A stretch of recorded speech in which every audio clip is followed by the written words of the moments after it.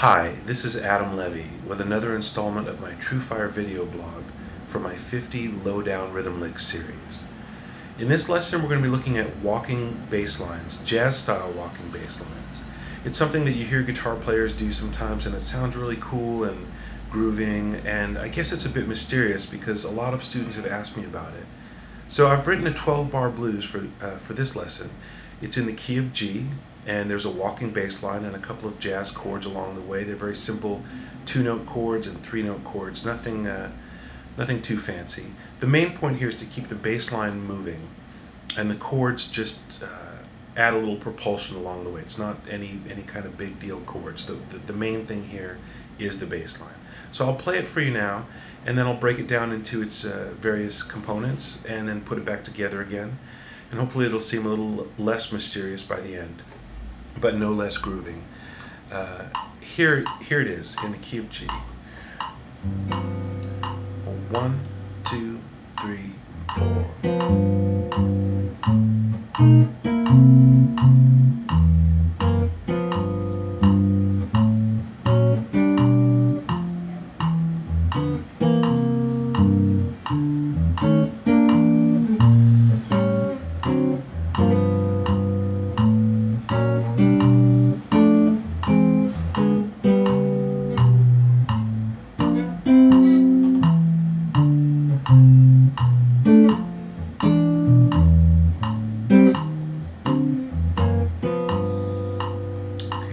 Play it one more time.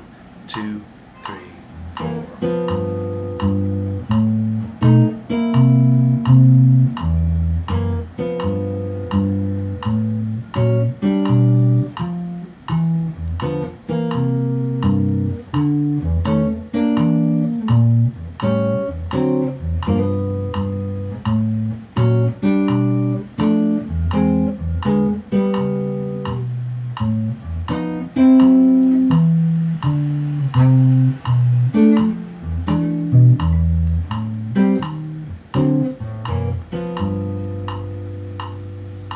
So before we get too into it, the main thing that you need to get here is just the feeling of the quarter note pulse in the bass. Before you walk or take it anywhere at all, I would just get the metronome going and just get used to that feeling that your thumb is going to be playing on every quarter note.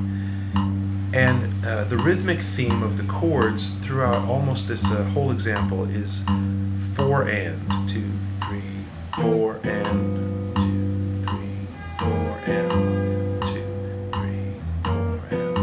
So I would just practice that, and then you can go to the 4 chord,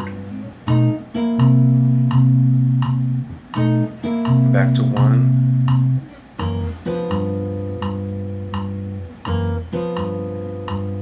five, that's D7, C7, back to G. And I would just work on that for a little while.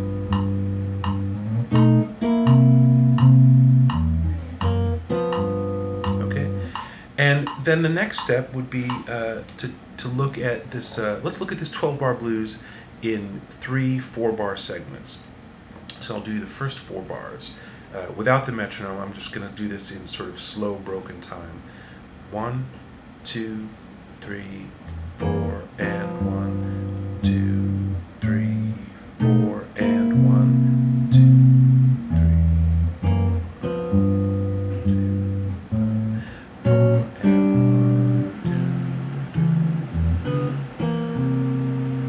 Again, that's G. This is the chord on 1, so on the 1 chord, I mean. And we do the same thing on the 4 chord. Then open E, and we're walking back up to the G. This is just a first inversion G chord, B, G, D, and I slide into it. And then walk the bass down from F to C. We're getting here, and I pass through this. This is a sort of a partial G7 chord, D, F, B, to get to this C7 on bar 5. So now bar 5 goes like this.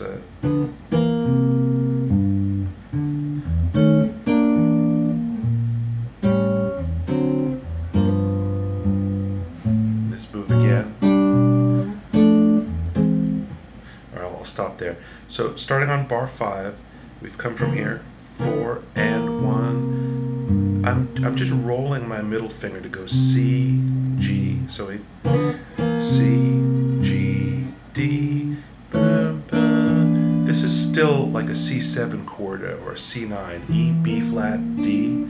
And a quick passing through A7 and D7. D7 is the 5 of G, and A7 is the 5 of D. This is called back cycling. Don't worry about the music theory part of it. The main thing is that we're just sort of trying to get back to the G7. This would be bar 7, and then this move happens again. That inverted G chord, and now we're going to get to the last bit of this 4-bar section. This is some chords now. This is F, A, D, E, G sharp, C, D, G sharp, B. So that's like a F6, E augmented, E7, and now getting to bar 9.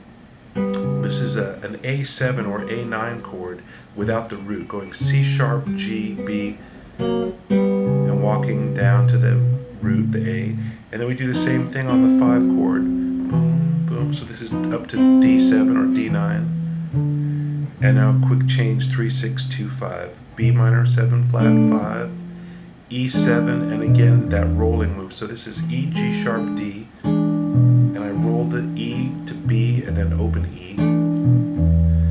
A minor, 7 flat, 5. D7, and then open A. So you have this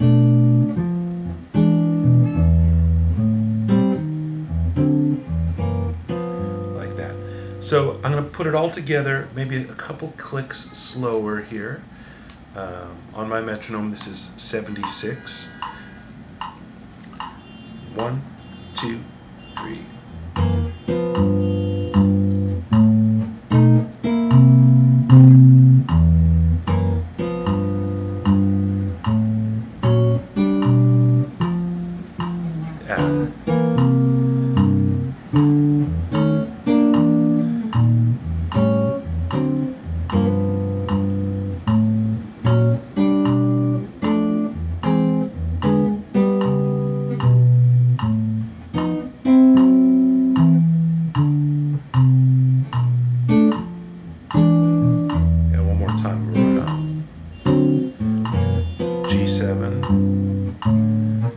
C7, back to G7, G, C7, C9, A7, D7, G7, and then this little G inversion, F, E, A7, D7,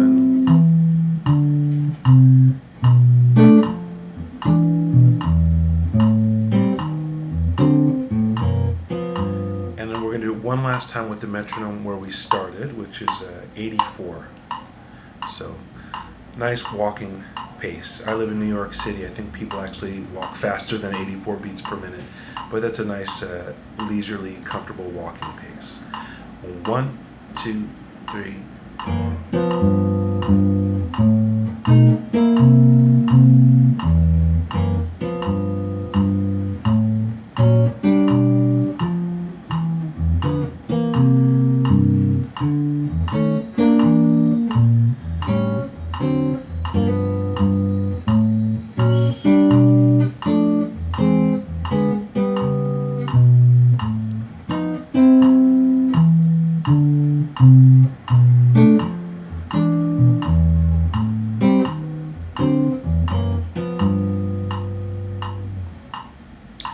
So work that out on your own, and then try writing your own examples. There's nothing particularly special about the key of G. You could do it in any key you like, and just have fun with it. The main thing is the bass line should be one note per beat, so that's every quarter note there'll be a bass note.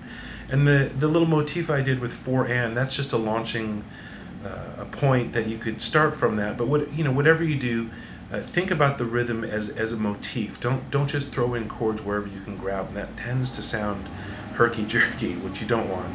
So be really intentional with the chords. Give yourself a little motif to work from, and then keep the chords real simple. Just 2-note chords, 3-note chords, sometimes even a 1-note chord, because when you're playing a bass note, if you add just 1 note on top of that, you're implying a chord anyway. So you don't need to, be playing big full-voiced chords. That's going to be implied. And remember, this would be in the context of somebody else playing a melody or soloing or singing.